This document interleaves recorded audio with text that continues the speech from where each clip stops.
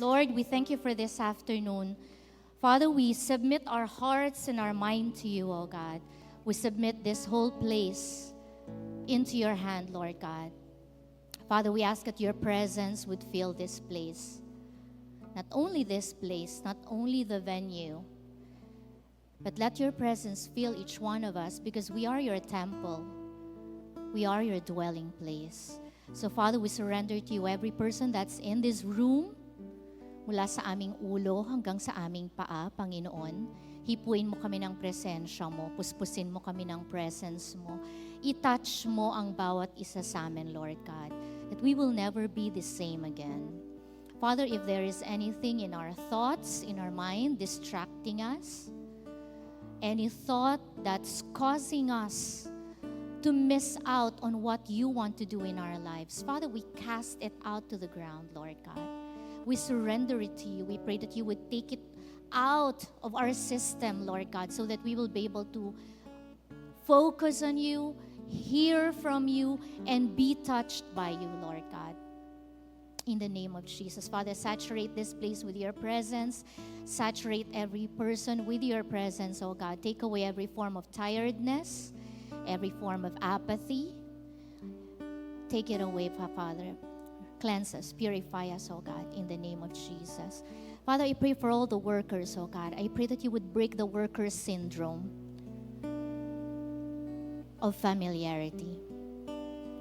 I pray that in every heart of every worker is a deep, deep excitement to know you, to be deep in our walk with you, Lord God, in the name of Jesus. In the name of Jesus. Father, may we fill this place indeed with the glory of your name, with the glory of your presence. Father, we lift up to you all who will tune in, Lord God, who are tuning in online. We pray that you would touch them as well, oh God. Don't allow any person, Lord God, na ma-miss out yung blessing na pinupour out mo sa Youth Connect today, Lord God. Thank you, Father. We honor you in this place, oh God. Truly, you alone deserve all praises. You deserve our worship. May we never lose, Lord God, our sense of awe of who you are, Lord God. If there is any form of pride, arrogance in any heart, Lord, we bring it down to the ground. We lay it down before you. In this place, there is humility before you, O God. We all stand in awe of you.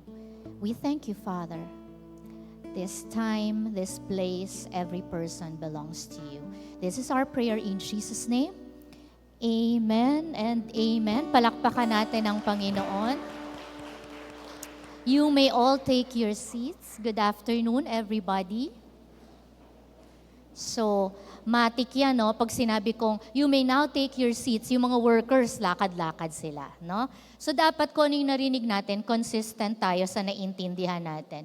So, pag sinabing, you may now take your seats, then everybody take their seats.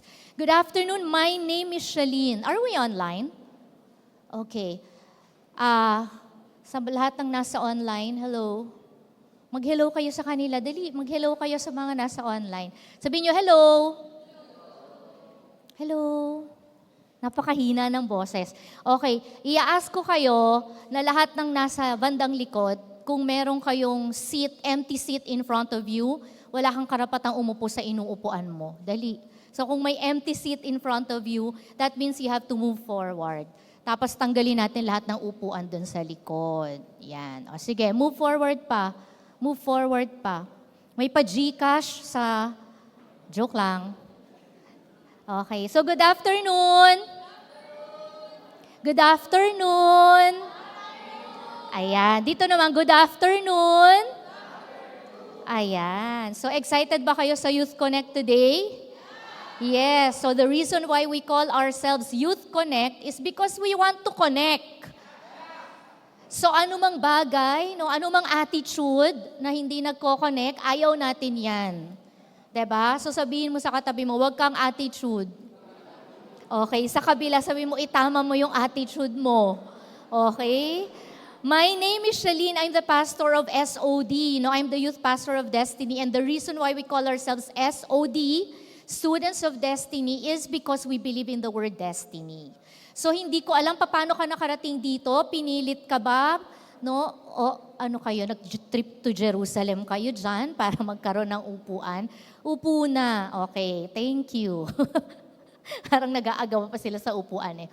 So ako na yung magbe-break ng tie. So the reason we call ourselves SOD is because we believe in the word destiny. Sabihin nyo, destiny. Lakasan nyo. 50 anyos na ako, mahina na tenga ko. Lakasan nyo, destiny. Ayan, may dahilan para sumigaw. Kasi nga mahina ng tenga ni lola nyo, diba? So the reason we call ourselves destiny is because we believe that you are a person of destiny. And that's the very reason why you are here.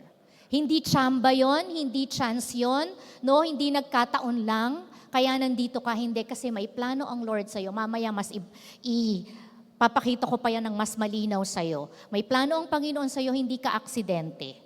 Kahit na anong sinabi ng magulang mo, ano pang nakaraan mo, kahit na anong kinatatakot mo about your future, naku, lahat yan. Isandal mo lahat yan kay Lord. Because God has a great destiny for your life. Sinong naniniwala na may purpose ka, may destiny ka sa buhay mo? Ayan, so merong 3 dito, may 1 dito. Yung iba, ano kayo? Walang kwenta sa mundo. Uy, walang taong walang kwenta. Lahat may halaga. Taas ang kamay ng mga taong mahalaga. Yes, ang halaga mo ay hindi naka-anchor sa kung sino ka at kung anong kaya mong gawin. Kasi kung yung halaga mo, yung value mo, nakatali dun sa kung anong kaya mong gawin, from time to time, pumapalya ka, di ba? Sino dito ang pumapalya pa minsan-minsan? Sino po dito hindi na perfect ang exam? Sino dito hindi mo na perfect kasi lagpas ka pa sa perfect? Yes. Oy, ganun ako nung college, ha? Sana all. So, ngayong hapong ito, dahil nga tayo ay mga people, men and women of destiny, no? Ang nais nating pag-usapan ngayong hapon ay under attack.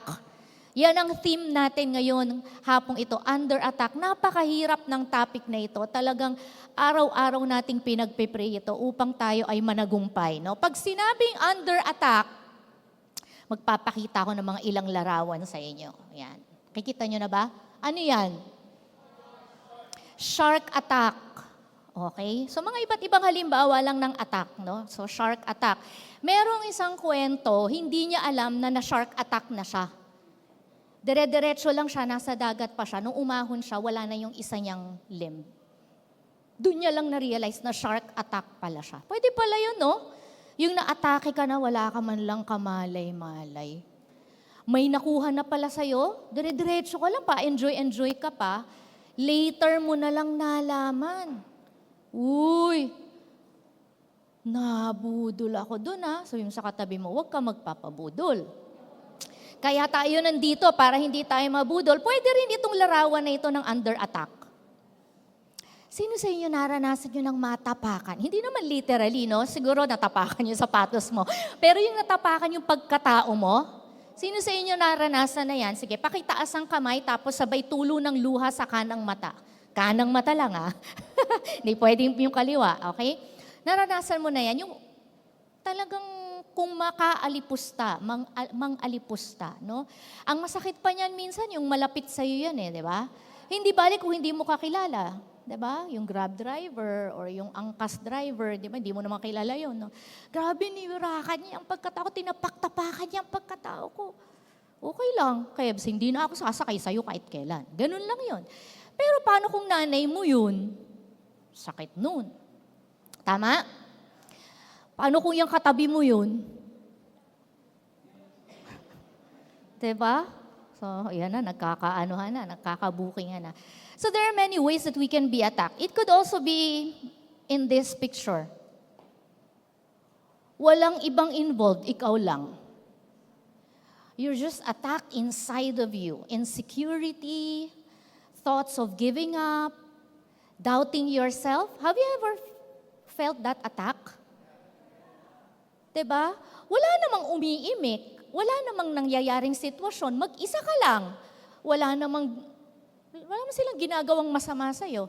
It's just that you and yourself struggling with so many things.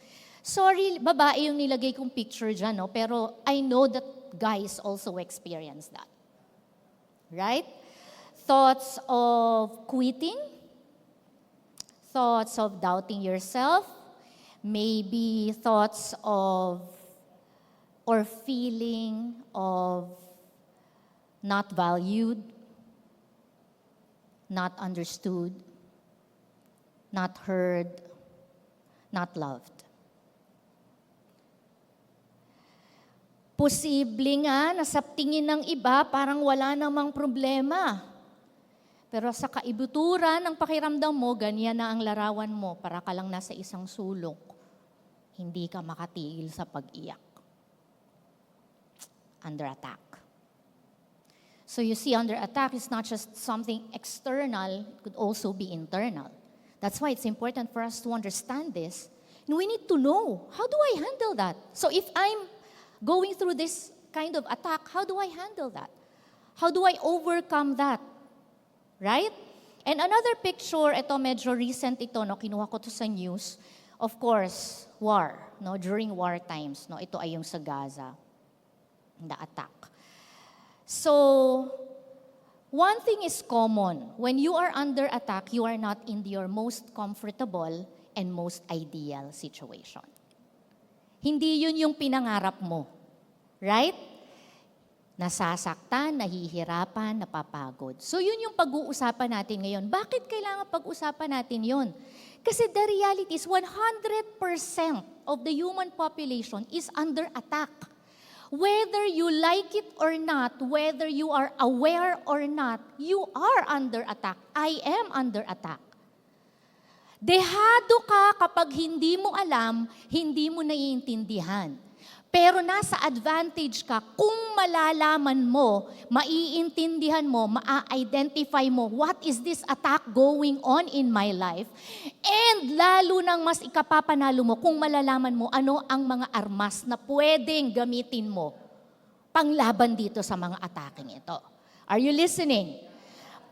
Bago ko ituloy ito, magkaroon muna tayo ng kasunduan. Magkaliwanagan muna tayo. Alam niyo, ako kasi yung isang taong gusto ko maliwanag ang lahat. Ayoko yung mga walang label, ayoko yung mga ganyan. Kailangan sa akin clear ang label, okay?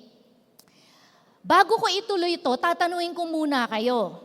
Number 1 question, agree ba kayo na lahat tayo we experience attack? We experience struggle. Agree? Okay. Second question ko, agree ba tayo na lahat tayo gusto nating ma-overcome yung attack na yon? Agree ba? Kasi kung ikaw naman, ang mindset mo, okay lang, I'll just stay here, defeated and continually defeated and being more defeated each day and progressively defeated every day. Hindi natin kailangan tong topic na to. Pero I believe the reason why you're here is because deep inside your heart is a desire. I know nakita nyo yung PubMat, na-invite ka, iba-iba yung dating sa'yo nung under attack. Parang nakakatakot yun yung topic na yun, pero gusto kong pumunta doon, gusto kong maintindihan yun. Kasi paano kung under attack ka na nga, hindi mo pa alam, tapos hindi ka pa nakakalaban. So sabihin mo yung katabi mo, good job, nandito ka. Pagpunta mo pa lang dito, na-overcome mo na yung attack ng katamaran. Alam mo yon? No, bakit nga ba? Parang muntik ko na makanta yung bakit nga ba. Bakit nga ba? Once a month na lang ang Youth Connect. Pero bakit pag dun sa week na yun, tumatapat ang quizzes, tumatapat minsan yung napakalakas na ulan. Alam niyo yung ulan, naging prayer point ko na yan sa Youth Connect Ba't hindi umulan ng Biyernes? Ba't hindi umulan ng Linggo? Talagang Sabado umuulan. Kanina may narinig ako, 3 hours nagbiyahe, papunta rito. Uy, palakpakan natin yun. Hindi ko na pagpaalam sa kanyang i-reveal ko, pero basta andyan siya. 3 hours siyang nagbiyahe, papunta rito. I believe. Why? Because deep inside our heart is a desire. I want to know. What are the attacks na nangyayari sa buhay ko at paano ako mag-overcome yan? O sige, tingnan na natin. Ano ba ibig sabihin ng under attack? Under attack, dictionary definition, subject to aggressive, violent, or harmful action. So, hindi ko to makikita dito. Or pwede? Para hindi ako tatalikod. Pero okay lang. I'm not demanding. I'm just asking. So, subject to aggressive, violent, or harmful action. So, kung ikaw daw ay under attack, ibig sabihin, merong kapangyarihan or pangyayari, no? Na, sabi dyan, aggressive, violent, at harmful na nangyayari sa'yo. Ginagawa sa'yo. Are you listening? Okay? May pag-ataking nangyayari. Ang mga synonym niya ay para gumanda yung natin, vocabulary natin, maging rich yung vocabulary natin. Besieged, battered. Alam niyo yung battered? Hindi to yung buttered shrimp, okay? Battered. Battered, ibig sabihin, sinaktan, inabuse, no? Assaulted, invaded. Alam niyo yung under attack, ang synonym niya, criticized. So yung atake na pangkikriticize, talaga palang magkasama siya. So kung ikaw ay criticize, you're under attack. But the reality is, nang kikriticize ka rin eh. Right or wrong? Sino sa inyo may napintasan ka na rin kahit minsan sa buhay mo? O, edi ikaw pala attacker din. Sabihin mo yung katabi mo, may pang-atake ka eh. Tigilan mo na yan, okay? Sa Tagalog, under attack means inaatake. Clear na yon. Ngayon, meron pa akong gustong iklaro about under attack. Basahin nyo nga to. Linawin natin, okay? Merong feeling attacked, merong under attack. Can you help me? What do you think is the difference ng feeling attack at saka yung talagang under attack?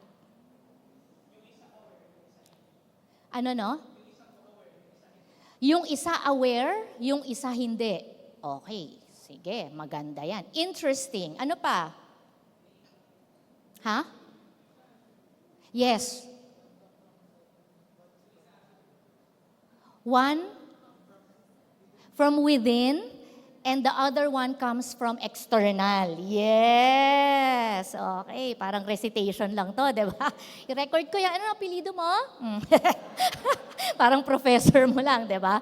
Okay, so yung isa dyan, galing sa sarili mo, yung attack. Yung isa, talagang may nang a-attack. Agree? Okay, anything else? Meron pa kanina umiimik doon eh. Sakit mo magsalita. Ang sakit niya magsalita, no?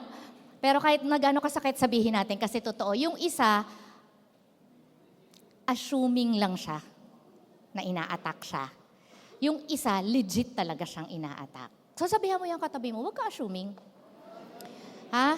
Alam nyo, sa panahon nyo ngayon, assuming yung term no? Sa panahon namin nung 1930s, no, nabuhay na ako nung mga may dinosaur pa no? Nung 1930s, ang term naman sa amin ay yung maling akala. Kayo kasi assuming. Kami noon, maling akala. Kaya meron kaming noon, tagline, maraming namamatay sa maling akala. Yan. Sa inyo, ang version nyo yan, huwag kang assuming na kamamatay. Yan. Okay. No? So, it's one thing to feel that you're attacked, but it's another thing to really be going through an attack. Here's the danger. When you are so consumed feeling attacked, that is your tendency or the danger to be blinded to identify the real attack that is attacking you. Because you're so consumed, yun nga yung sinabi ni, anong apelido mo? Woke generation. Yan, yan ang tawag ko sa'yo. No? Yung feeling mo, you are so consumed with your feeling or with your assumption that you are being attacked, you are now blinded to see what is really attacking me. Are you following? Are you following? That's why, dito, lilinawin natin. We are not just going to talk about feeling attack, but we are going to talk about the real attacks The real battle that we are fighting. Because for all you know, the reason why you are not and you have not been overcoming in your life is because you are blinded by your own feeling that you cannot see the fact, the truth, the reality of the battle that's happening. Are you there? Ngayon, linawin natin saan ba, paano. Example, pag ang teacher mo nagbigay ng midterm exam, attack ba yan? Inaatake ako ng teacher ko, grabe, Bro, mga bro, no? Ano ka pa sa SODGC? Pag pray niyo ako, inaatake ako ng prof namin. Nagpa-midterm exam siya. Grabing attack na to. Tama, mali. Delulu matino. Okay. Isa pa. Inutusan ka ng nanay mo. May pinagawa sa'yo nanay mo na ayaw mo. Text ka ngayon sa GC, ang SOD. Pag pray niyo ako, inaatake ako ng nanay ko, pinagsasaing niya ako. Grabing battle neto. I feel so attacked right now. I-warfare niyo ako. Okay. Payuhan niyo ako. Tama ba yun? Mali? Tama, mali? Ay, sumagot kayo. Abay, tinuturuan kayo, malaman natin. Mali. Diba? Kasi yun ay mga legit. At hindi naman masama yun. Masama bang magsaing? No, ikamamatay mo ba pag nagsaing ka? Ikamamatay ng pamilya mo sa gutom pag hindi ka nagsaing. Diba? Okay. So, halimbawa sa discipleship naman, kinausap ka ng leader mo o kaya teammate mo, groupmate mo sa school. Kinausap ka, sinabihan ka, pare, matatapos na semester, pare. Wala ka pang naambag sa group project natin, pare. Pagalawin mo naman ang baso, pare.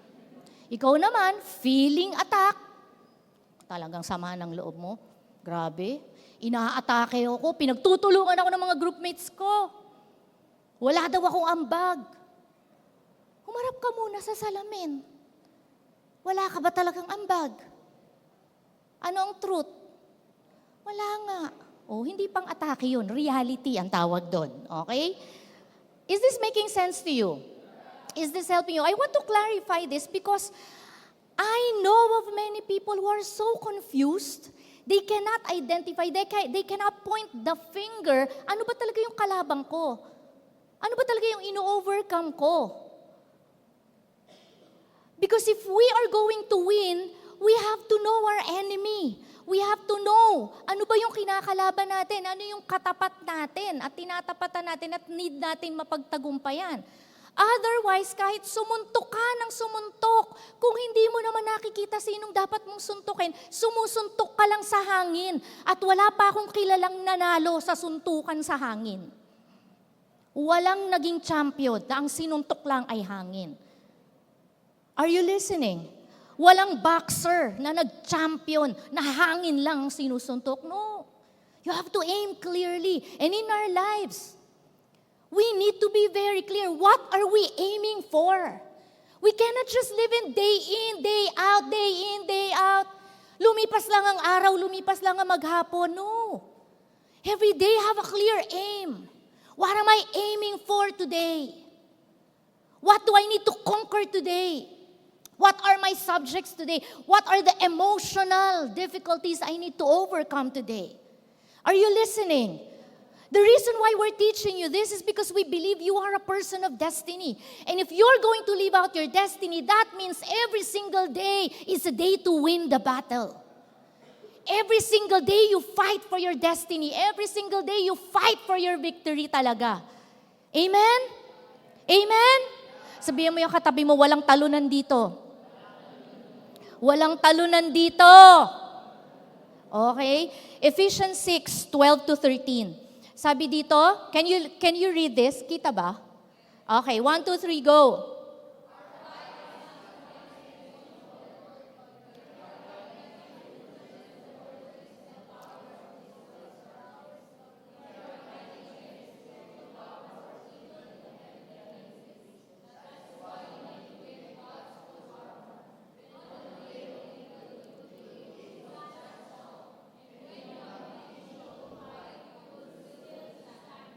Very clear. The first statement of the verse that we read, our fight is not against people on earth.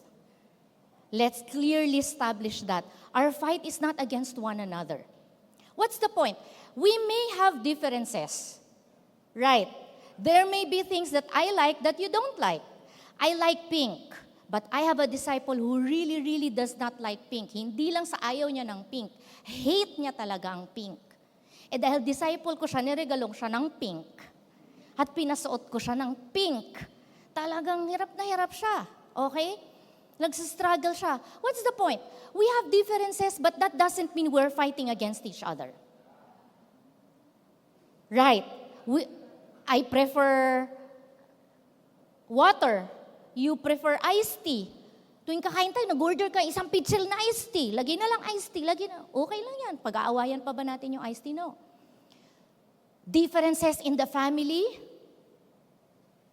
that exists. Differences in the church, nangyayari yan. But that doesn't mean our fight is against each other. Are you listening? And another thing is, hindi rin naman goal na dapat lahat kayong maging kagaya ko na. Kung lahat kayo kagaya ko na, luging-lugi kayo. Lugi kayo dahil hindi ako kagaya-gaya. Not everything about me is beautiful. Not everything about me is worth imitating. Lalo namang lugi kami kung lahat kami kagaya mo. Are you listening?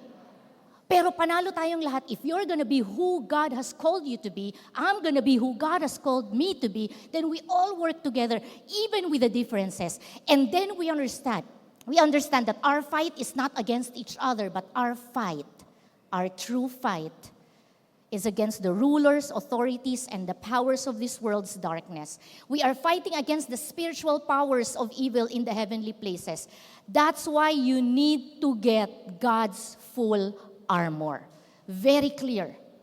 The battle is not in flesh and blood. The battle is in the spirit. And since the battle is in the spirit, then the weapons are also spiritual. That's why here in SOD, we promote spirituality. We really teach and help students really grow in their spirituality because that's where the battle is and that's where you will win the battle. And dun tayo dapat galingan nating lumaban. That's why you need to get God's full armor. Then on the day of evil, you will be able to stand strong. That's the goal. Listen, that's the goal. That you and I will be able to stand strong. Sabihin nyo yung salitang strong. Sabi mo, strong. Sabi mo, strong. Sabi mo ng mas strong pa, strong. Ang goal is to stand strong.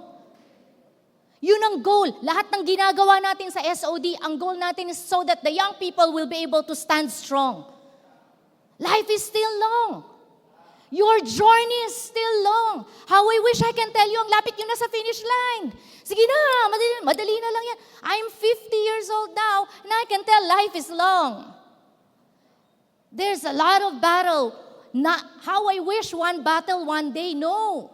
Sometimes a lot of battles, a lot of struggles that you need to overcome in just one single day.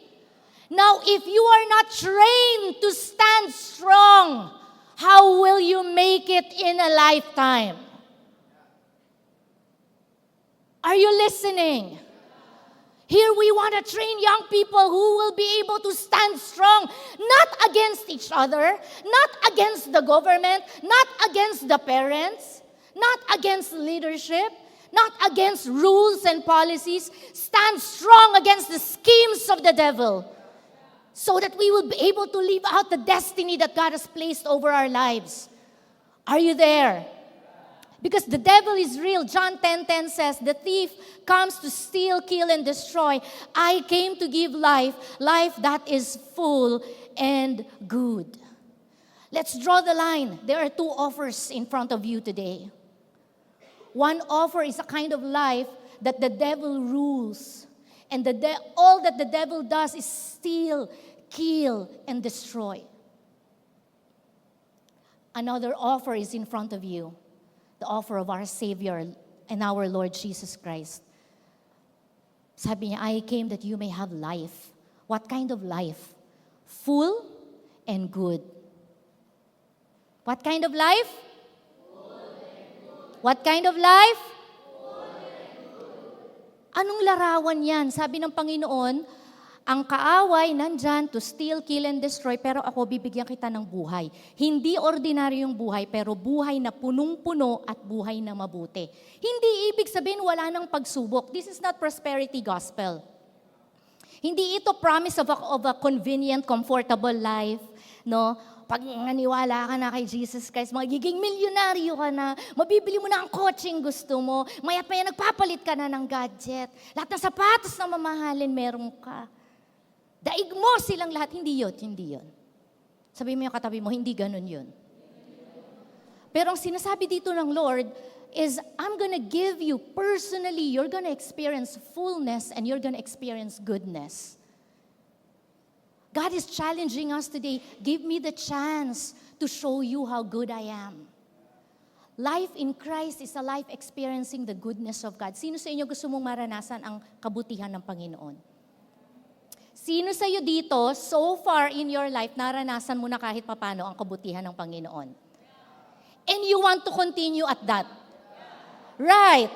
We don't want to live that life. And that's the promise of the Lord, to give you a life that is full and good. And in Jeremiah 29:11, it says, I say this because I know the plans that I have for you.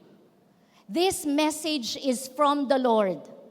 That is a big encouragement, that this message is from the Lord. Because if this message is from me, patay tayong lahat. Buti na lang galing to kay Lord. Kasi kung galing lang to sa akin at sinabi ko sa iyo, I know the plans that I have for you, buhay ko nga minsan, hindi ko ma-figure out eh. Are you listening? But this message is from the Lord, the one who authored our life, the one who designed our life, the one who formed you in the womb of your mother. Hindi ka pa pinapanganak, thoughtful na ang Lord sa'yo. Inisip niya na kung anong mangyayari sa'yo. At ang sinasabi dito sa mensaheng to, I know the plans that I have for you. Hindi ako nang huhula ng mangyayari sa'yo araw-araw. At hindi rin nagugulat ang Lord. And sabi niya, I have good plans for you. Praise God. Kasi kung yung katabi mo, baka pagplanuhan ka pa ng masama niyan eh. Tingnan mo yung mukha niyan. Mukha bang nagpaplano ng mabuti yan? Under attack. Sabi ng isa, I'm under attack. ng katabi niya, no? Pero sabi ng Lord, I have good plans for you. I don't plan to hurt you. Hey, listen. God is telling us, God is talking to us today. I don't plan to hurt you. But how many times when we're hurting, we blame God and we get mad at Him? Could it be that we are missing out on the real battle? We think God is attacking us when in fact He is the one ready to rescue us from the attack of the enemy. Are you following? Naunawaan po ba natin ito? Yes or no? Yes. And sabi niya, I plan to give you hope and a good future. Kompletos recados, wala ka nang hahanapin pang iba. Kay Lord, nandun na lahat ng kailangan mo. Amen? Pakilabas nga po ang mga cellphone ninyo. Sa araw pong ito, kukolektahin natin lahat ng cellphone, ibebenta natin para makabili po tayo ng kotse. Hindi, joke lang. Pakilabas nga ang mga cellphone. Sige po, anong mga tatak ng cellphone nyo ngayon? Ha?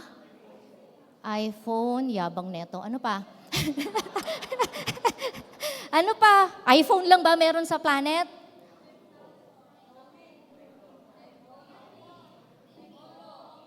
Opo, magalang tayo. No? Magalang na telepono, opo.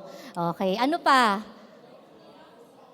Samsung. Ano pa? Nokia. LG. Nokia. PLDT. Landline pala. Bayantel. Ba't di nyo na alam yung mga tatak na yun? Nokia. Blueberry. Meron ba nun? Blackberry. Blueberry. Ay, Matanda ka na! Alam mo yung BlackBerry. I-search nyo na lang mamaya kung ano yung mga phone na yan. Okay. Ba't ko tinanong yung phone? Ganito, simple lang. Pag nasira ang phone mo, saan mo dadalhin? Halimbawa, ang phone mo, no, nakakatawa yung sagot nung isang batch. Tinanong ko, pag nasira phone mo, saan mo dadalhin? Green Hills! Ay, na-miss natin ang point. Okay. So kung halimbawa, iPhone, pagpalagay nating iPhone, saan mo dadalhin yung iPhone kapag nasira siya? Sa Samsung? Sa Oppo? Siyempre sa Mac. Diba? Pwede rin naman sa Green Hills kasi nakocover naman talaga nga nila lahat doon. Diba? But the point is, ang gagawa pa rin nun, ang piyesang ipapalit doon, ang sistemang gagawin doon, is kung ano yung original design sa kanya. Are you listening? Kung nagkaroon ng problema ang Ford na kotse, saan to ipapagawa? Sa Mitsubishi ba? Sa Toyota ba? Sa Ford, sa kasa. Ngayon, alam ko sa Pilipinas, because sa hirap ng buhay, nagki-criss-cross talaga. Yung Ford, minsan, kinokonsult sa Toyota kasi mas mura yung piyesa, baka pwede naman siya. Nagki-criss-cross siya. But technically speaking, ang Ford, dalhin mo talaga sa Ford. Ang Hyundai, dalhin mo talaga sa Hyundai kasi isang tingin pa lang nila, alam na kagad nila kung anong problema eh. So yung auto ko, pag dinala ko yan sa hindi kasa, ang tagal ng hulaan nun. Ang tagal ng hulaan. Talagang mga ilang linggo bago malaman ko ano problema. Pagpasok sa kasa, mahaba man ang pila, the moment tingnan na siya, nung service professional nila dun sa Ford, alam kagad, isusulat na dokumento, eto po mamang nakita namin, nabasa po namin sa computer ng kotse nyo, ganito po ang status niya, eto po ang kailangan nating palitan, bibilhin po natin niya, i-import pa natin. Sobrang klaro. What's the point? Let's look at our life now. The promise of the Lord, the word of the Lord says, He has plans for us. Plans to give us a hope and plans to give us a future. He knows everything about our lives, past, present, future, and He loves us just the same. Every single day, He loves us, He cares for us, He works for us, He saves us, He helps us, He strengthens us. So when something goes wrong in our life, saan dapat dalhin? Sino bang designer? Sino ang maker? Sino bang nag-fabricate sa akin? Anong sagot? Pero bakit kapag may problema tayo, kasama sa option natin ang pagtalikod kay Lord? Bakit nagiging kasama sa option natin ang pagtatampo kay Lord? Nakakita ka na ba ng iPhone na nagtampo sa Mac? Bakit nyo naman din design na paglabasa nagaground na, ayaw na. Ay, nagumana. Yung MacBook ko ay nagumana, natuluan. Bakit naman ganun? Ayoko na sa inyo, Mac. Nagtampo ka? Hindi. Kahit anong inis mo, pupunta ka sa Mac Center. Papa-check up mo siya. Same with our lives. I want you to understand that God is the one who designed your life. And when things go wrong, go to the Maker. Are you listening? When things go wrong, go to the Maker. Bago mo pa imarites dyan sa katabi mo, minsan nauna pa yung kabarkada natin eh. Bago pa dun sa tunay na may likha at may akda ng buhay natin. Amen? Are you following? Listen to this. While the devil intends to steal, kill, and destroy, God intends to give us life that is full and good, and God has clear plans. Let this give us security. Let this give us that sense of assurance and confidence. Tutuloy ko to. Tutuloy ko tong relationship ko kay Lord na ito. Hindi pwedeng bumitaw ako kay Lord. The moment bumitaw ako kay Lord, lalamunin ako ng demonyo. Are you getting the picture? The moment bumitaw tayo kay Lord, sasagpangin na lang tayo ng devil. And what does the devil intend to do? Steal, kill, and destroy.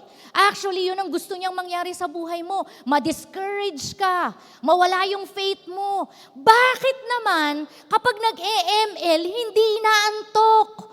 Pero pag nasa Youth Connect, ang sarap umidlip.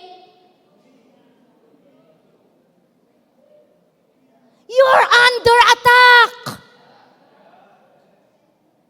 Hindi po, puyat lang talaga ako. Puyat ka rin mga araw-araw eh. Are you listening? Are you listening?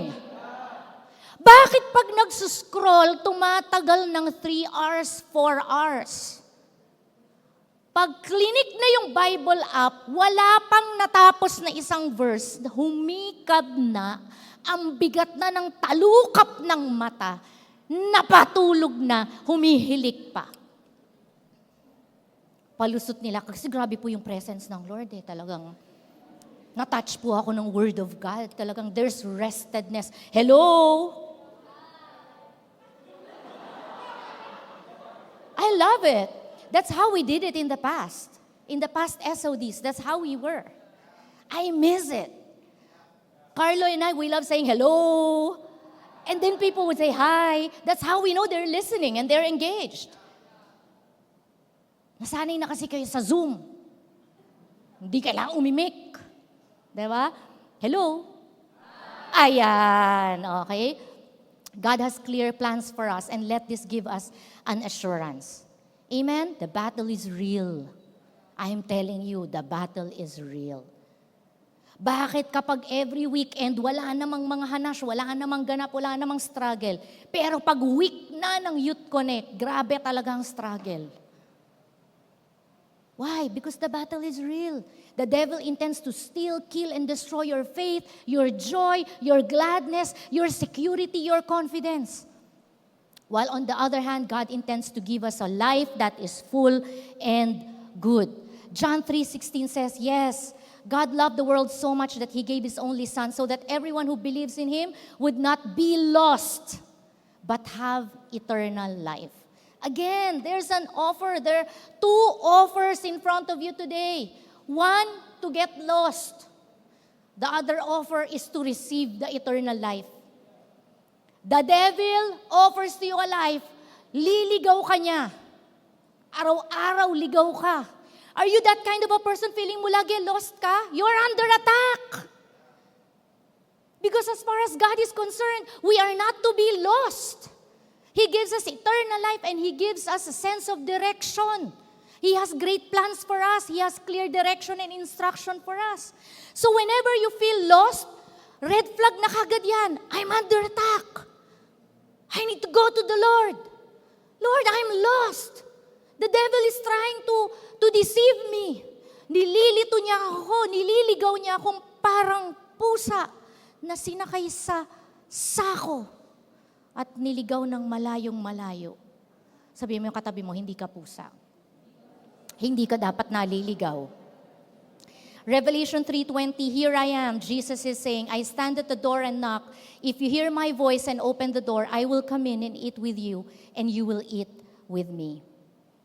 Again, the offer is available in front of each one of us. How I wish, pwede ko yan piliin araw-araw para sa'yo. But here's the reality. We are under attack individually, and the choice is for us to make individually every single day. Am I clear? Sabi ng Panginoon, kumakatok ako sa pintuan ng puso mo. Kung marinig mo ang boses ko at buksan mo ito, yung iba kasi narinig naman ang boses ng Lord pero hindi nagbubukas ng pinto. Tamang nagsuscroll-scroll lang sa IG, nagbabasa ng mga photo quote, ng mga Bible verse, basa-basa, okay na ako dyan. Pero hindi, ang offer ng Lord is when you open the door, I will come in. This talks about intimacy. This talks about a growing personal relationship with the Lord. It's not even an offer of religion. It's an offer of a personal relationship with God that keeps on growing deeper and deeper. Hindi ito yung yaya-yayain ka lang lagi ng tropa mo, kaya nasa Youth Connect ka. Challenge ko kayo. Kung wala ba yung tropa mo, pupunta ka pa rin ba sa Youth Connect? Really? Kung di ka nasusunduin ng tropa mo, pupunta ka pa rin ba? Sino ba pinupuntahan mo rito?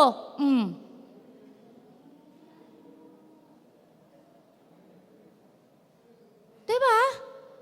Kasi ang offer ng Lord, relationship hindi religion. It's a personal walk, so you make the choice. And the Lord is so gentleman. He's so loving. He's not forcing Himself to you. Pwede naman, di ba? Wala ka ng choice. Ako na lang. Wala ka na ibang maiisip kundi si Jesus na lang. Hindi. Tayo pa rin ang magbubukas ng pinto. Tayo pa rin ang pipili. Sabi nung kanta, pipiliin ka araw-araw. Sa araw-araw. Sabi nung kanta, wag ko nang kantahin kasi hindi ko alam tono. Pipiliin ka sa araw-araw. Sana kay Jesus natin kantahin yun. Diba? Kinakanta mo kung kani-kanino So, sabi dito Romans 10:9-10, if you openly say Jesus is Lord and believe in your heart that God raised Him from death, you will be saved. Yes, we believe in Jesus deep in our hearts. Please, get this verse. This is very important. Yes, verse 10, we believe in Jesus deep in our hearts. And so we are made right with God. And we openly say in our mouth that we believe in Him, and so we are saved. Again, let me reiterate, there's an offer in front of you today. Are you gonna believe in Jesus Christ with all of your heart? Here's the reality. Kahit na malakas ang faith niyang katabi mo, walang epekto yun sa'yo sa personal relationship mo with God. Because you do the believing and you do the confessing. It's personal. Sabi mo sa katabi mo, it's personal. So ito yung bagay na personalin mo sa sarili mo. Are you still following?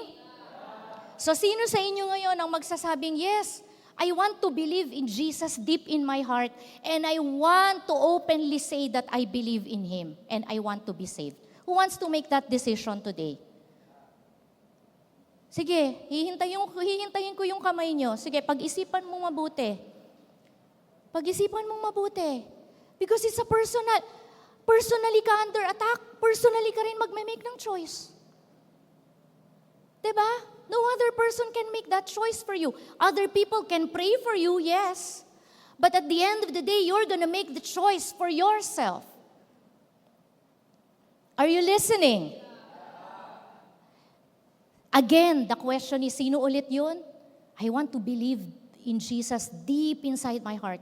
Sige nga, taas ang kamay if you want to make that decision. Yes, all over. Yes, very good. Good job. Good job. Sabihin mo yung katabi mo, uy, good job ka dyan. Uy, good job ka dyan. I can just imagine in the spiritual realm that even that gesture of raising your hand is already a punch on the face of the devil.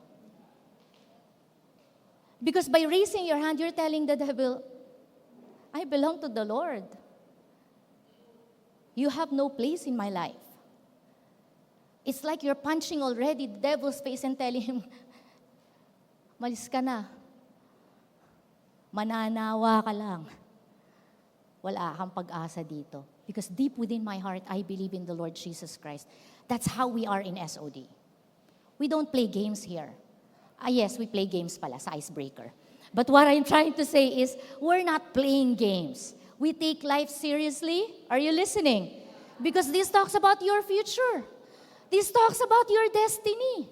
Magbobolahan pa ba tayo? Maglolokohan pa tayo? No. The battle is real. We want to overcome. We are under attack and we want to overcome. Amen? Meron ako idadagdag na verse pero wala sa slide ko. Luke 10:19. Sa mga nagno-note, sulat nyo to. Luke 10:19. He is the enemy, but know that I have given you more power than he has. I have given you power to crush snakes and scorpions under your feet, and nothing will hurt you. Luke 10:19. Sabi dun sa verse na yon, ang Panginoon daw ay binigyan tayo ng kapangyarihan at otoridad. Yes, the devil has power to steal, kill, and destroy. But as children of God, He has given us authority. And authority is stronger than power. Amen? Sabihan mo yung katabi mo, you have authority over the devil. Makapangyarihan ka. Sabihan mo yung katabi mo, makapangyarihan ka. So ngayon, ano ba tong mga atake na to na ginagawa ng devil at paano tayo mag-overcome? So ito na.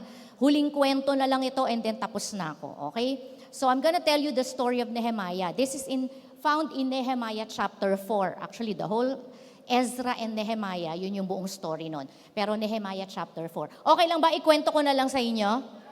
Sinong nakakaalam ng kwento ni Nehemiah? Okay, o di kayo magkwento, ikwento nyo sa alam nyo pala eh. Ba't kailangan ikwento ko pala? Okay, so yung story of Nehemiah, ganito siya. So yung wall ng Jerusalem, which is yung protection ng isang bayan, okay, kumbaga boundary yon, nasira siya, nawasak siya. Nakita yun ni Nehemiah. Si Nehemiah bilang isang taong may malasakit, pagkita niya, pwede namang sabihin, ay, sira no. Oh, picture natin, selfie tayo, oh, souvenir. Hindi, ang epekto sa kanya, wow, may kailangang gawin. Alam niyo sa SOD, yun yung pangarap natin. Maka-raise up tayo ng mga kabataan na kapag may nakita na hindi maganda at hindi tama at wala sa ayos ang kalagayan, ang puso niya kagad, uy, may kailangang gawin. I was born for this. Hindi tayo mga SOD na walang pakialam. Nakita mo nang may mali, nag-selfie ka pa. Nakita mo nang masagwa ang post, shinare mo pa. Di tayo ganun. May puso tayo ni Nehemiah. Alam natin kung ano tama at kung ano ang dapat. At pag nakita natin ang isang bagay ay wala sa ayos, hindi dapat ganito to, doon tayo nabubuhayan ng loob. Doon tayo nararamdaman, kaya ako SOD. May gagawin ako. May ambag ako dito. Babaguhin natin to. Ganun tayo. Ganun si Nehemiah. So sabi niya, ibibuild natin to. Ang matindi kay Nehemiah, hindi siya nagsolo. Sabi mo katabi mo, huwag ka magsolo. Ang ginawa niya, lahat ng tropa niya, kumbaga kung SOD to, lahat ng ka-SOD niya, sinabihan niya, mga pare, mga ZZ, mga Bezzi, may kailangan tayong gawin. To make the long story short, nahikayat niya ang kanyang mga buong bestie at nire-repair na nila ang wall. To make the long story short, shorter and shorter and shorter, ginagawa na nila ang dapat gawin. Gumagawa sila ng tama. At nag-e-expand na yung ginagawa nila. May dumating na kontrabida. Huwag niyong ipangalan ng anak niyo sa mga pangalan na ito. Sanballat. Ano pa isa? Tobia. Isa pa. Anong pangalan? May kodigo naman ako dito. Nangongodigo ako eh.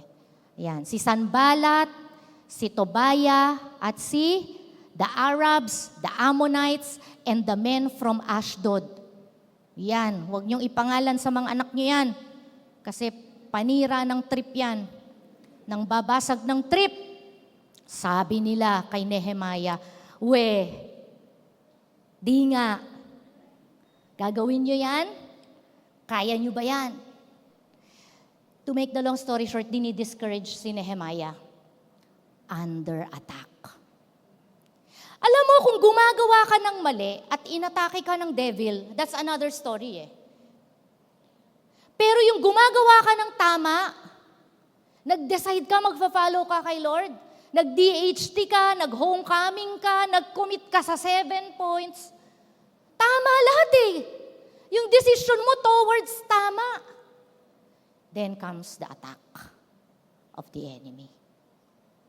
Sabi ko nga sa workers meeting nung Tuesday, matuwa ka kapag inaataka ng devil. Kasi ibig sabihin nun, hindi ka under niya. Kaya kailangan ka niyang atakihin. Pero kung hindi ka na inaatak ng devil, doon ka matakot. Kasi baka besties kayo. Are you listening? Are you listening? So sa madalit sabi, good sign pala yun, na under attack ka. It means the devil does not have you. It means the devil clearly sees that you are faithfully following the Lord and you belong to the Lord. That's why the devil is attacking you. Are you there? So next time maramdaman natin ang attack ng devil, huwag kang matakot, huwag kang malungkot. Dapat matuwa ka.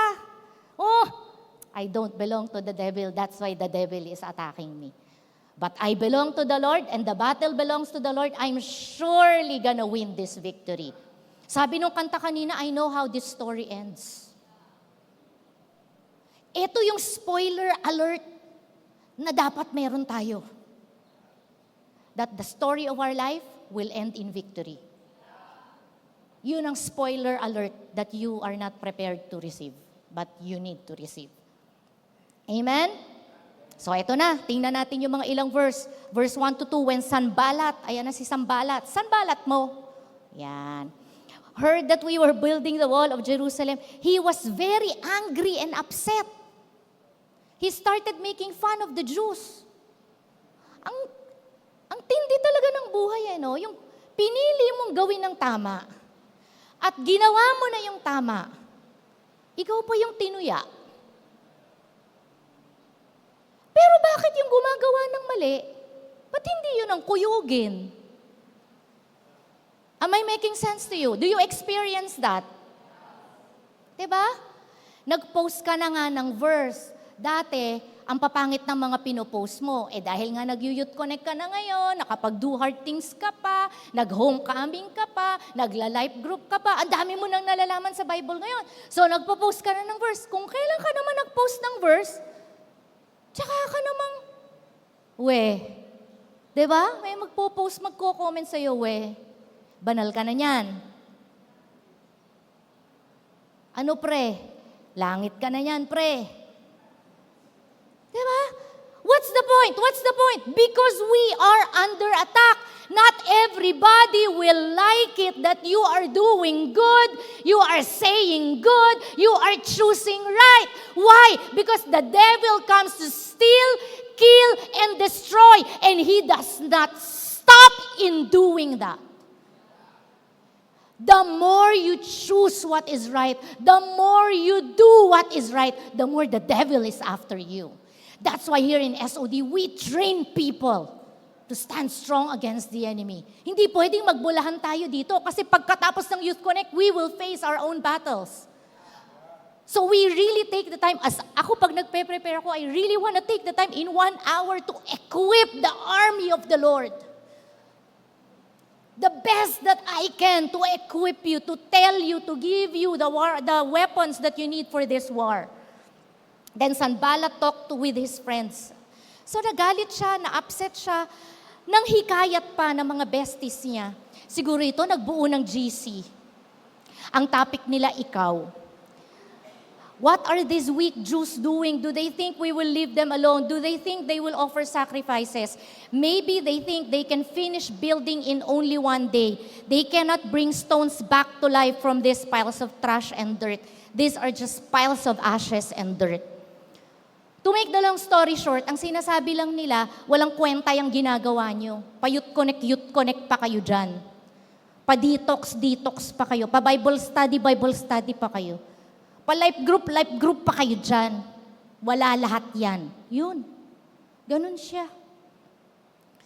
Ito yung mga basher. Yan. Attacker. Yan. Sana wala dito, no? Sana wala dito. Pero, meron talagang ganyan eh. Nangyayari talaga yan. And, as your pastor, I want to inform you this, no, na every time you would choose what is right and every time you would choose the good, not everybody will agree and not everybody will celebrate. Sometimes, even your family. Why? Because the devil comes to steal, kill, and destroy. The enemy's weapons and strategy. From the story of Nehemiah, meron ako na-identify na 3 weapon ng kaaway na ginagamit sa atin. Number 1, hate. Number 2, insult. And number 3, discouragement. Are you still listening? Are you taking down notes? 3 main weapons just from the story of Nehemiah. Hate. pambihira naman. Pinili ko na nga ang tama, nagalit pa kayo.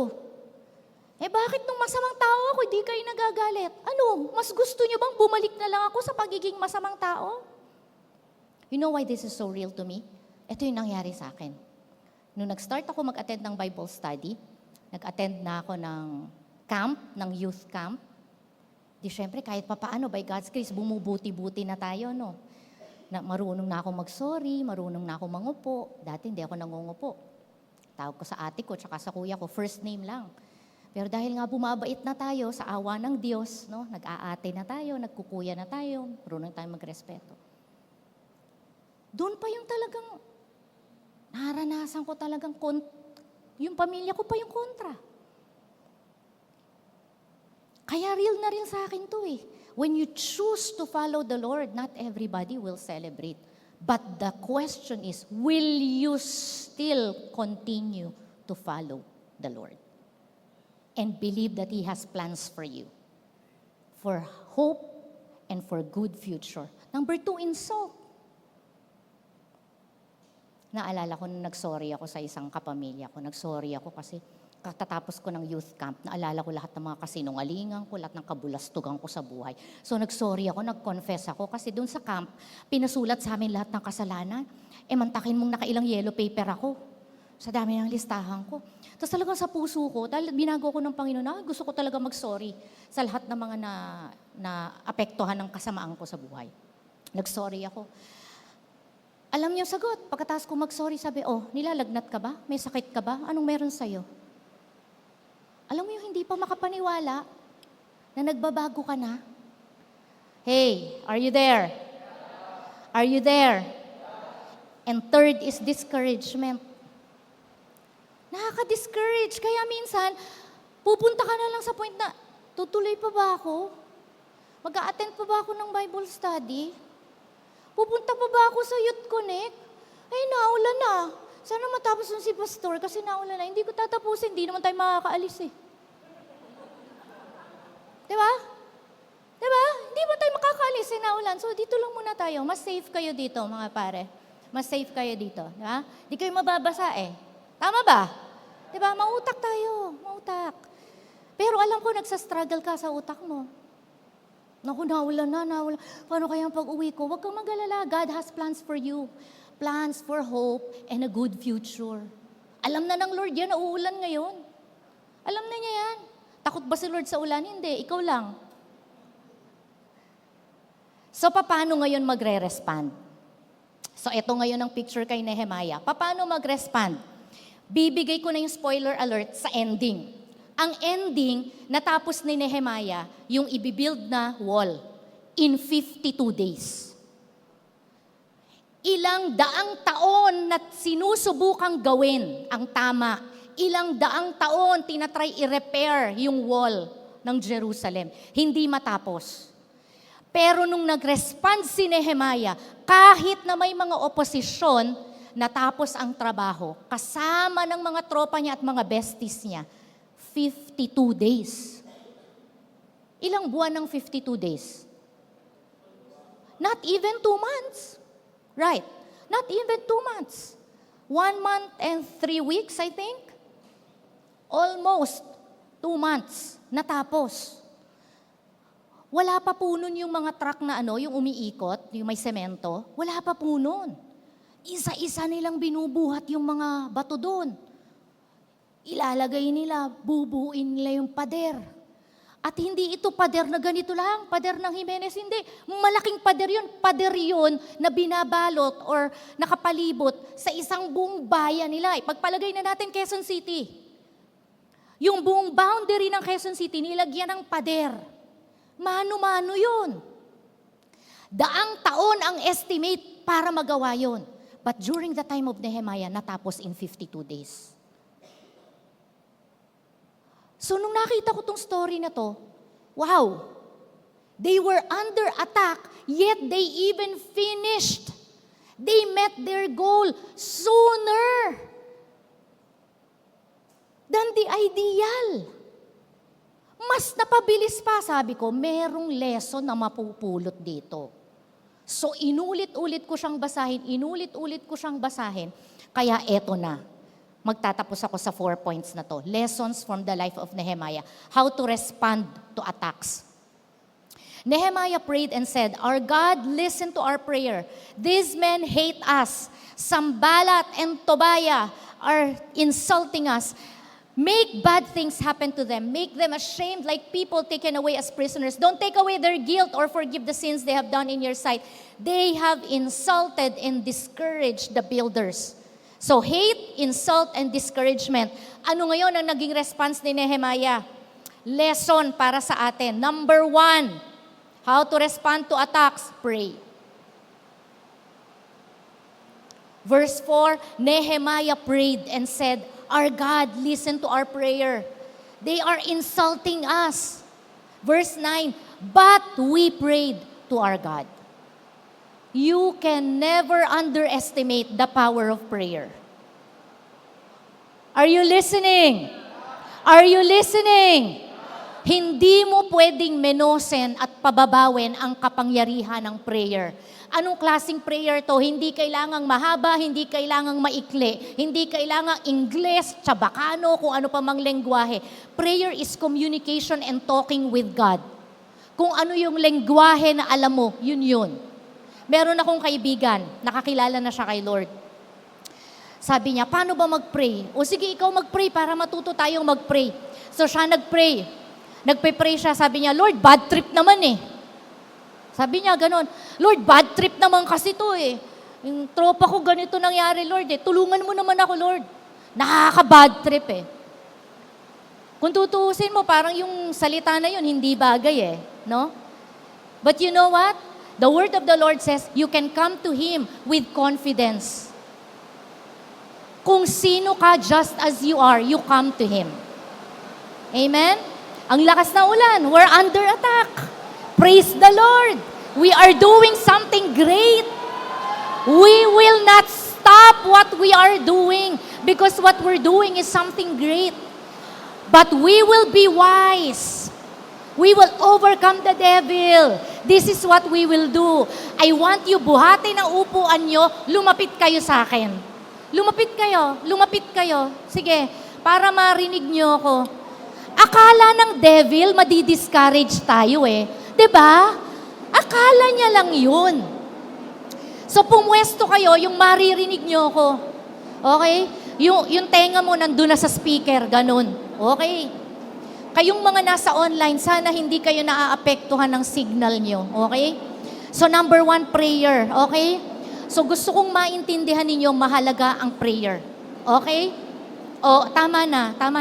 Kayo na ang naging maingay. Okay? Sabihin nyo, pray. Sabihin mo malakas na malakas, pray. Every time you feel a struggle, you feel a difficulty, you pray. Right away, magdasal ka agad, tumawag ka agad kay Lord. Na-challenge ka, nagsastruggle ka, you pray right away. Sasabihin mo, hindi po ako marunong mag-pray, pwede pong magpa-pray na lang ako, pwede naman yun.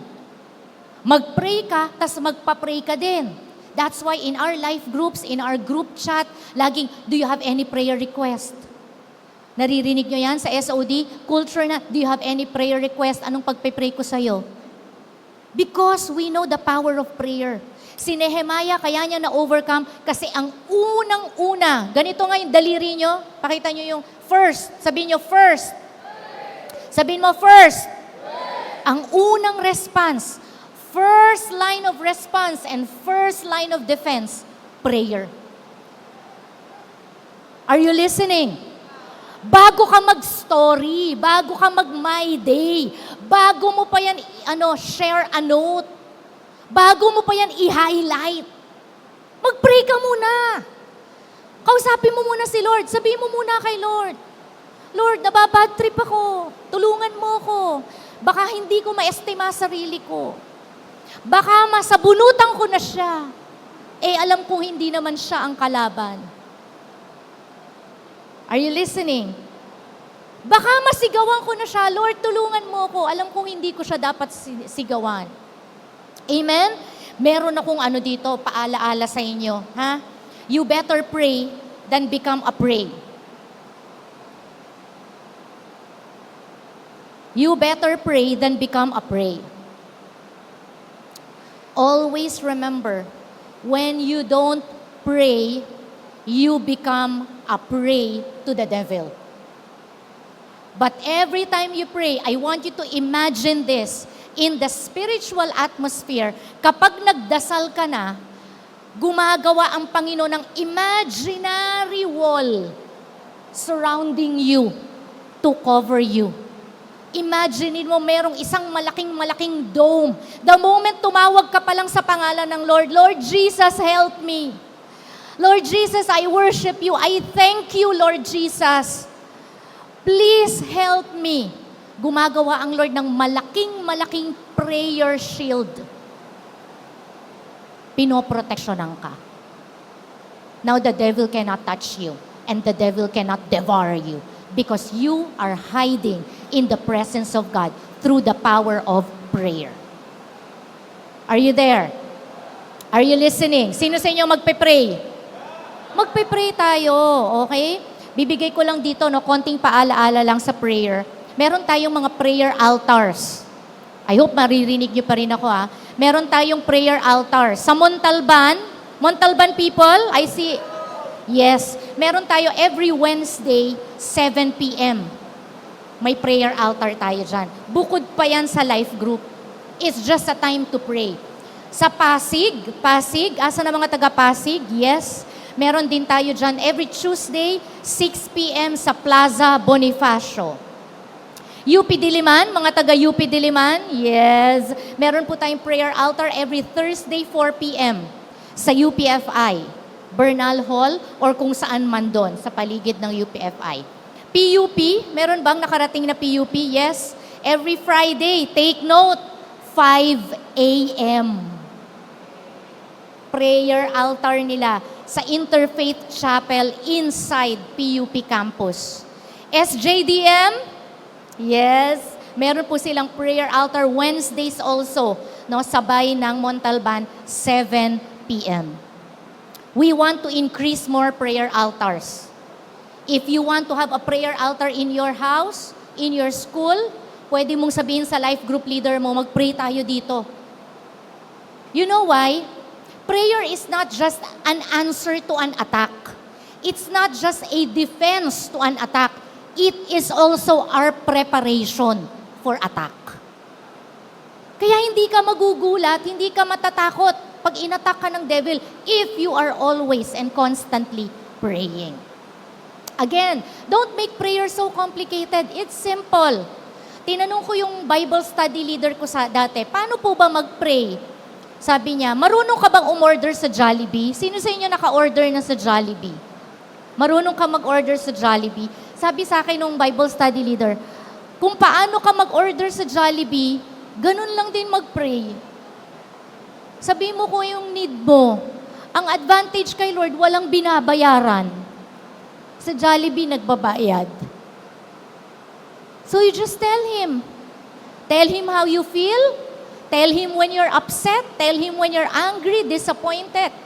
Then just pray. Number 2. Are you ready? Number 2. Second, respond to attack. Put on guards. Ano ibig sabihin ng put on guards? Sabi diyan, we prayed to our God and we put guards on the walls to watch day and night so that we could be ready to meet them. We put on guards. Ibig sabihin, maglagay ka na ng mga safety measures sa buhay mo. Identify, ano ba yung area na ina-attack ka? Sige nga, sino ang brave and daring soul na pwedeng magsabi dito? Any area of your life that is frequently attacked by the devil? Finances. Attack sa finances.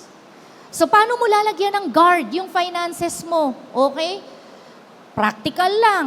Kung may hawak kang pera, huwag mo kagad ubusin kasi di mo alam kailan yung darating na sunod.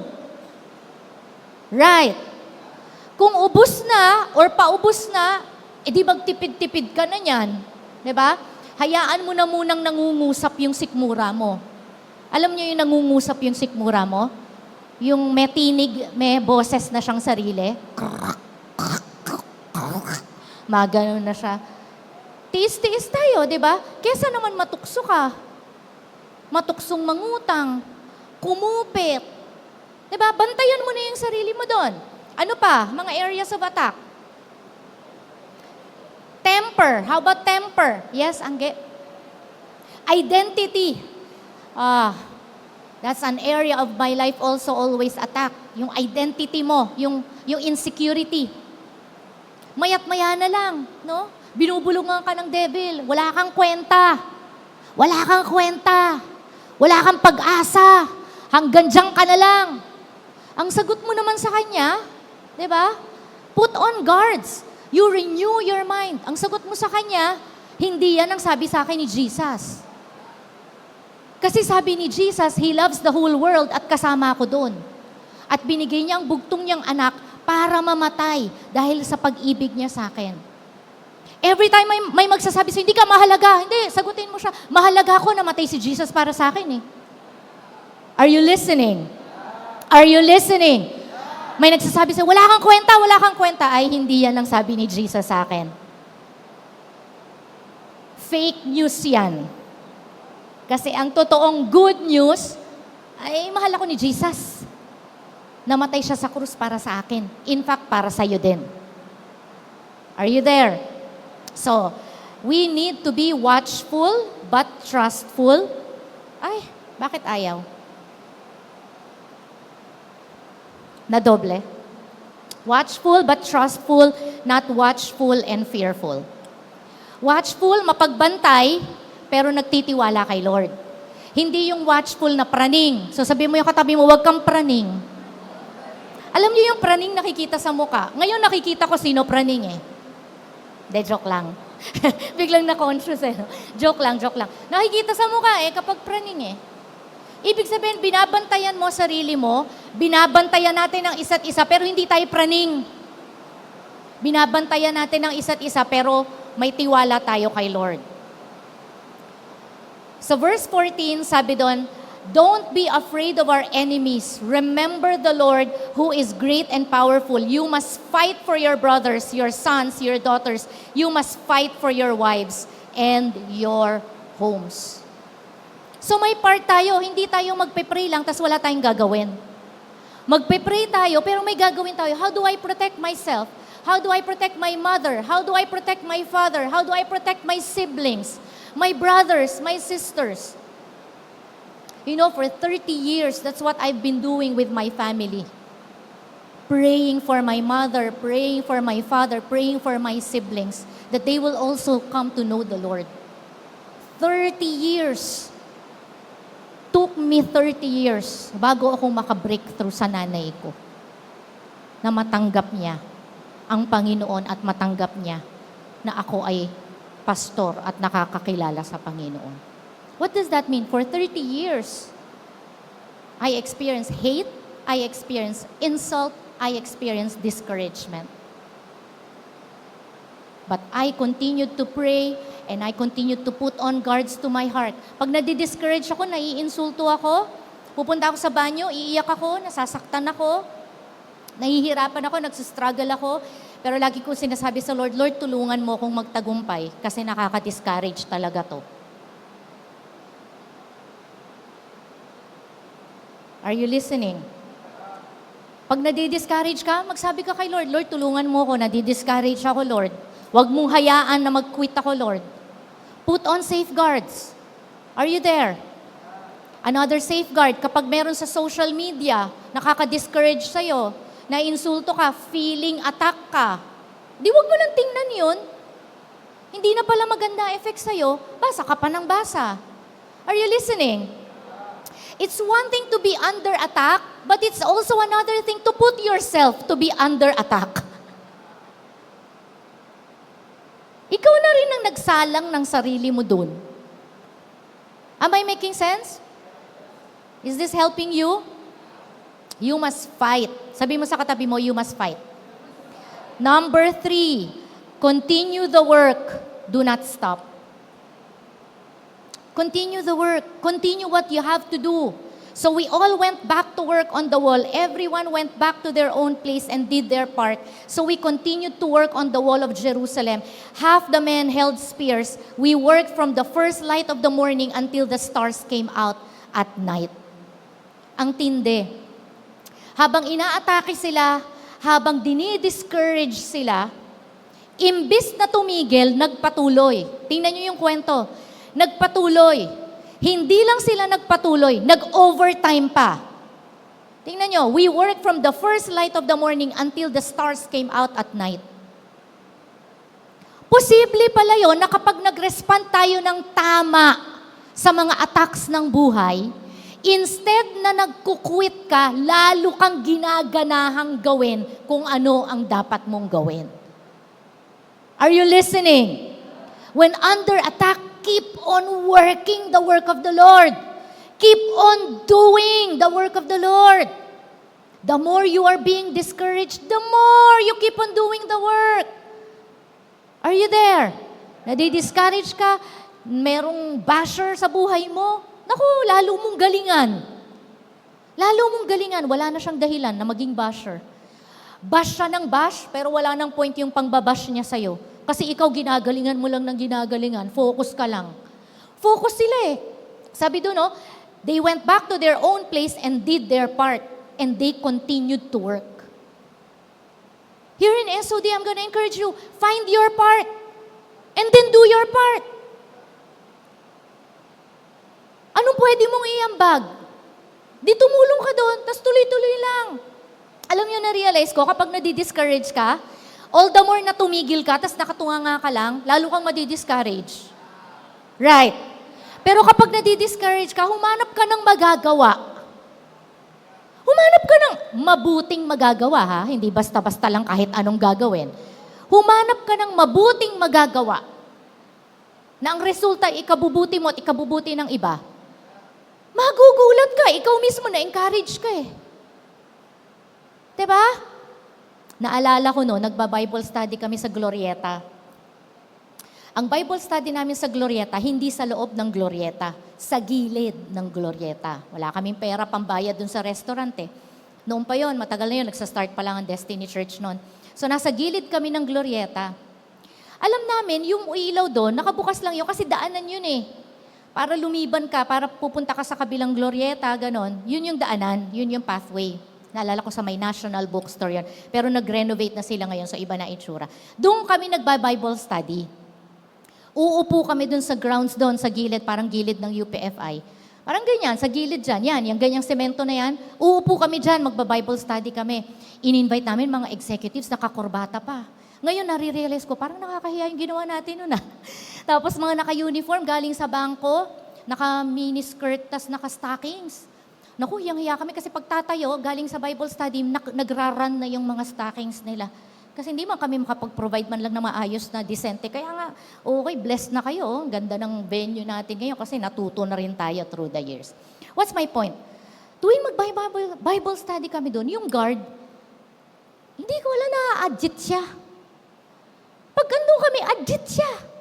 Pag naggagala kami, andun siya, okay naman, relax siya. Pero pag the moment umupo na kami doon, adjit na. Hindi na siya mapakali. Parang palakad-lakad siya. Eto pa, matindi. Kada week, alam niya kung anong gabi kami darating doon. Pinapatayan kami ng ilaw. Aba, wala na nga kaming upuan. May run na nga ang stockings ng disciple ko. Wala pa kaming ilaw. Wala pang cellphone nung panahon na yon. Sabi ko nga sa inyo, 1930s ako nabuhay eh. So alam yung ginawa namin?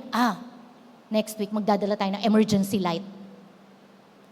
Kala niya, madi-discourage. May dala kaming emergency lamp. Alam na namin, nahuhulaan na namin kapag papatayin niya na yung ilaw. Labas ang emergency lamp. During that time, I remember, nanggagaling pa ako ng Los Baños, Laguna. Lumuluwas ako sa Makati kasi we're pioneering Destiny Church here. So we started, ako isa sa mga ini-start ko na life group is sa Glorieta, yung Makati Cell na tinatawag namin, Makati Life Group. Labas ngayon ang emergency lamp, naka-emergency lamp kami. Aba, hindi pa rin siya matahimik. Adjit talaga yung security guard, palakad-lakad siya doon pa rin. Kulang na lang pati yung emergency lamp namin, gusto niyang patayin. What's the point? Alam niyo, lumaki po yung group na yon. Kahit po kami pinapatayan talaga ng ilaw doon. Lumaki po yung group na yon. Ang isa po dun sa disciple ko doon, nagpa-pastor po ngayon sa Destiny Metro East. Sa isa sa satellite natin. Tapos meron akong ilang disciple doon na nagla-life group din sila, tuloy-tuloy sila na nagpapagamit sa Panginoon. Isa po sa disciple ko doon si Justine Biernes. Nagtatrabaho pa siya sa Equitable during that time. Isa po siya sa nagra-run ng stockings. Na uma-attend doon dahil pinapaupo ko sa sahig na napaka-awkward. What's the point? If you know that what you are doing is good, and if you know that what you are doing is for God, why would you be discouraged and stop doing it just because some people do not agree with you and some people discourage you?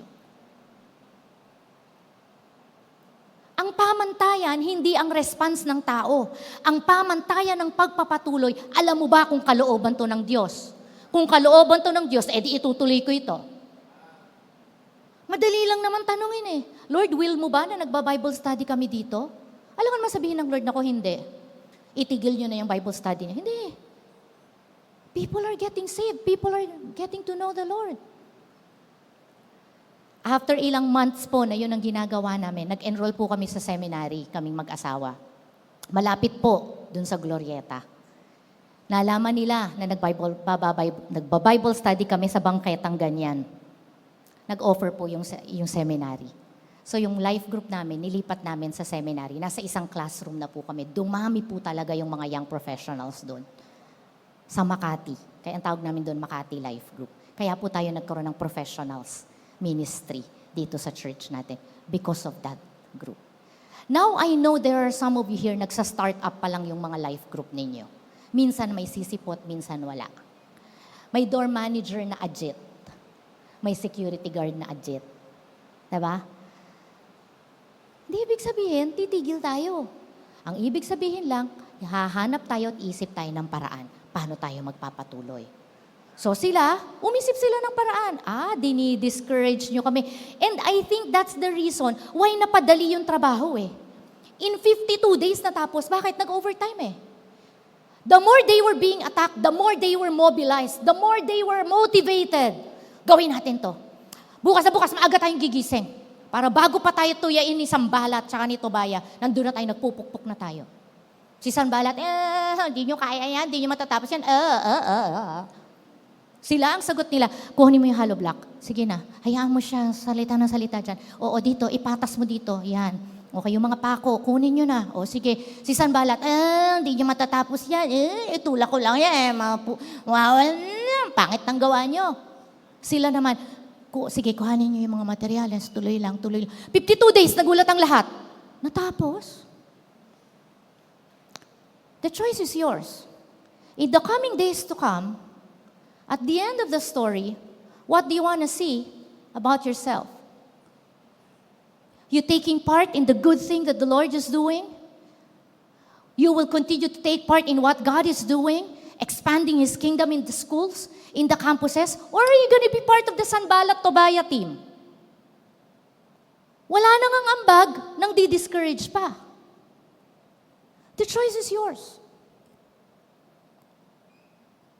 Verse 16 to 18, from that day on, half of my men worked on the wall, the other half of my men were on guard, ready with spears, shields, bows, and armor. The army officers stood behind all the people of Judah who were building the wall. The builders and their helpers had their tools in one hand and a weapon in the other hand. Each of the builders wore his sword at his side as he worked. The man who blew the trumpet to warn the people stayed next to me. The good thing, another good thing that happened in this story, instead na ma-discourage sila, nagkaroon ng character development. Anong ibig sabihin? Nung umpisa, taga-build lang naman sila ng wall eh. Ang hawak nila hollow block, tools, nagsisemento, nagbubuhos ng semento, nagbibuild ng wall. But because they did not allow discouragement and thoughts of quitting to stop them, all the more they continued the work of the Lord. What happened to them? They were not just workers, they become warriors as well. Kaya sabi doon, sa isang kamay, tool, sa isang kamay, weapon. You know what happens? When you are under attack and you respond with perseverance, you just keep on doing the work of the Lord, ikaw mismo nagkakaroon ka ng character development. You become a better person. Are you listening? You experience an upgrade in your heart. You experience an upgrade in the kind of person that you are. So they were not just mere workers. They also became the warriors. Pero may choice ka rin. Kung hindi ikaw yung magwo-work, hindi ikaw yung warrior, baka ikaw yung prey. Ikaw yung nilamon ng kaaway. And I want to encourage you today, attacks bring out the champion in you. Do not allow attacks to cause you to be afraid. Do not allow the difficulties of life to cause you to shrink back, to back down, to back out, to give up, turn your back on the Lord, walk away. Hirap naman ito, 7-point commitment, no boyfriend, no girlfriend. Gustong-gusto ko siya. Galit ka na, nag-aamok ka na. Magpatuloy ka lang, kapatid. Cultivate your relationship with the Lord. Are you listening? Are you listening? When you are attacked internally, externally, it will bring out the champion in you. And lastly, number 4, gather to scatter. Ganda nitong principle na to. Gather to scatter and scatter to gather. Nehemiah did not face the attack alone. Nehemiah did not finish the job alone. Because we are never designed by the Lord to overcome alone. Are you listening? Bakit nandito ang SOD? Because we want to gather as many young people to be part of the army of the Lord. Sabi doon, this is a very big job. We are spread out along the wall. We are far from one another. So if you hear the trumpet, run to that place. We will all meet together there and our God will fight for us. So malaki nga, di ba? Malaki yung wall na binibuild nila. Magkakalayo sila. Mahirap manalo kapag ganon. So ang ginawa nila, merong magbublow ng trumpet. May taga-sound ng alarm. Pag narinig daw kung saan yung alarm na yon, lahat titigil ang gagawin. Pero hindi bibitawan ng armas. Sa kanan, hawak ang tool. Sa kaliwa, hawak ang weapon. Okay? Kumbaga, martilyo dito, espada naman dito. Oh, di ba? Ready ako. Pagpapagawain niyo ako, magkakarpintero ba? Ready ako. May kakalabanin bang dinosaur? Rar, rar. Ready din ako. Rar, rar din ako. Ready sila. Pero, kukuyog sila kapag nagpatawag, sama-sama sila. Ang ganda nung nangyari. Ang ganda. We will all meet together there and our God will fight for us. Important principle about victory. It is when we are together that we experience God fighting for us. When we are together that we experience victory. But when you are alone, you suffer. Because we are stronger together, we win together, and we are better together. We gather, we pray for one another, we have our life groups. We scatter, we go to our individual life groups. PUP, Antipolo, Montalban, Carmona, UP, UBEL. We scatter. And then we gather, we pray for each other. Meron tayong babad time. Sa babad time, it's our leaders' time, it's our prayer time also. We had that Tuesday night. Konti lang nakapunta, we know that it's hindi natin masyadong nai-announce. But moving forward, i-announce pa natin ang i-announce yan. We need to be together. If we're gonna win over every attack of the enemy, we need to be together. Did you learn anything today? Did you learn anything? What are the 4 responses? Number 1? Number 2? Put on guards. So ito pag-isipan nyo, ano yung mga kailangan kong i-safeguard sa sarili ko? What are the guards that you need to put over yourself? Ano ba yung weakness mo? Okay, let's say pornography. How do you guard yourself against that? You have to think about it. You have to outwit the enemy. Is it temper problem? Anger issue? Is it cheating? Sanay na sanay ka na nag-cheat pag nag-e-exam. Sanay na sanay kang gumawa ng cheating, ng kodigo. Lahat na ng estilo ng kodigo, alam mo na. Put on guards. Magpabantay ka sa life group leader mo. Number 3. What's number 3? What? Continue the work. Don't stop. Even when you're discouraged, all the more. Mag-aral ka. All the more pumasok ka. All the more umambag ka sa group project nyo. Are you there? Huwag kang papatalo. And lastly, number 4. We gather to scatter and then we scatter to gather. When we scatter, make sure that the goal is right. We want to preach the good news to others so that they will understand that they are also under attack. But there's hope. They can overcome. That's the reason why we scatter. And then we gather, we strengthen one another, we pray for one another. Amen? So anong gagawin natin ngayon? Number 1, identify mo saan ka inaatake ng devil. Tapos pangalawa, identify mo anong gagawin mo para mag-overcome ka. Ito, natutunan ko when I was starting age 17. Tinuro ito sa amin. That attacks are real. Moving forward, I am now 50 years old. Every day there is an attack. Pero natutunan na yung basic.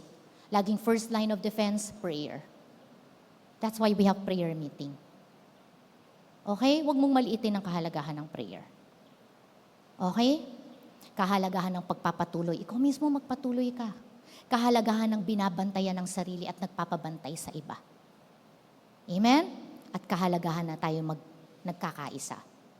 Okay? Halimbawa, let me end with this. No? Halimbawa, PUP. May gawain ng PUP. Magsasound ng alarm yung PUP. Sasabihin lang, kailangan po namin ng tulong. Kasi inopen na po ng college din, pwede na po tayong pumasok doon, mag-Bible study daw po tayo. Binigyan tayo ng opportunity. Ilan lang sila doon. Samantalang ang dami natin. So anong tamang response? We will all go. We will help them. We will process the permit para lahat tayo pwedeng pumasok sa PUP kahit hindi tayo estudyante. I-process natin yung necessary permit. Ginagawa na natin yan before the pandemic. UP, merong gawain ng UP. Ilan-ilan sila. Kesa suluhin nila yun, ang dami natin. Are you listening? We gather to scatter. We scatter to gather. Our goal is to reach more young people so that we will be able to rescue them from the attacks of the enemy. Amen? So dyan tayo magwawakas, manalangin tayo. Let's all pray. Father God, we come before you, Lord God. Thank you for your word, Lord God. Father God, I pray right now, remove all the blinders in the eyes, oh God. All the blinders that the devil has placed upon our eyes, that we fail to see the reality of the battle in front of us, the reality of the battle and the attacks in our lives, Lord. Father, I pray for these young people, Lord God, that beginning today, they will begin to understand the spiritual realm more and more and more, Lord God. And that they will be able to address the needs in their life. They will be able to respond to the attacks of the enemy with a heart of victory, with a heart of confidence, knowing that you are with us, you are for us, and the battle belongs to you, and you will fight for us in the name of Jesus. In the name of Jesus. Father God, I pray, Lord God, that every young person in this place, Lord God, you will remove every form of fear. That we will be watchful but not fearful. We will be watchful but not praning, not paranoid, not anxious. But we will be watchful, always on the guard, with trust and full confidence in you that you are with us. Father, I pray that each one will grow in our relationship with you, Lord God. That we will come to know you more and more. We will grow in prayer. We will grow, Lord God, in our fellowship. We will grow in our commitment, Lord God, sa life group at sa Youth Connect, Lord God. In the name of Jesus. In the name of Jesus. Right now, just quickly pray Kung ano yung area ng attack sa buhay mo ngayon, ipag-pray mo yan kay Lord. Practice na natin yung prayer ngayon. Just begin to talk to the Lord and tell the Lord, Lord, tulungan mo ako sa aspetong ito. Nahihirapan ako sa bagay na ito, Lord. Help me. Rescue me, Lord God. Help me to overcome the attack of the enemy in the name of Jesus. In the name of Jesus. Thank you, Lord. Thank you, Lord. Thank you, Lord. Father, we agree in every prayer, Lord God. We say yes and amen sa prayer, Lord God. Sa bawat hiling for victory, Lord God. In the name of Jesus. Father God, right now I pray for a spirit of victory, a spirit of an overcomer, Lord God, that each one of us, Lord God, will learn how to wage a good war. We will fight the battle, Lord God. We will trust you, and we will see victory upon victory upon victory over our lives, Lord God. And I pray that you will continue to strengthen yung bond namin with each other, Lord God, so that we can help each other, we can guard each other, we can guide each other. We will not be attackers against each other, but we will rally towards one another and help each other in the name of Jesus. In the name of Jesus. Thank you, Father, for this afternoon, and thank you for your word. And even as we continue to discuss, Lord God, I pray that you would continue to speak to us and guide us. Lord, we pray for all the facilitators today, Lord God. Use each one of them, Lord God, and give them the gift of counseling, the gift of teaching your word. Remind them of the verses, Lord God, na pwedeng i-share, Lord God, at ibigay, Lord, sa bawat group, Lord God. In the name of Jesus. We bless our group time and even our fellowship time, Lord God. Be glorified. We give you all the glory and all the praises. Thank you for the victory that comes through the cross of Jesus Christ. Thank you, Lord. We love you. In Jesus' name we pray. Amen and amen. Palakpakan natin ang Panginoon. You're watching Students of Destiny. To know more about us, like us on Facebook at fb.com/SODofficial and follow us on Instagram at Students of Destiny Official.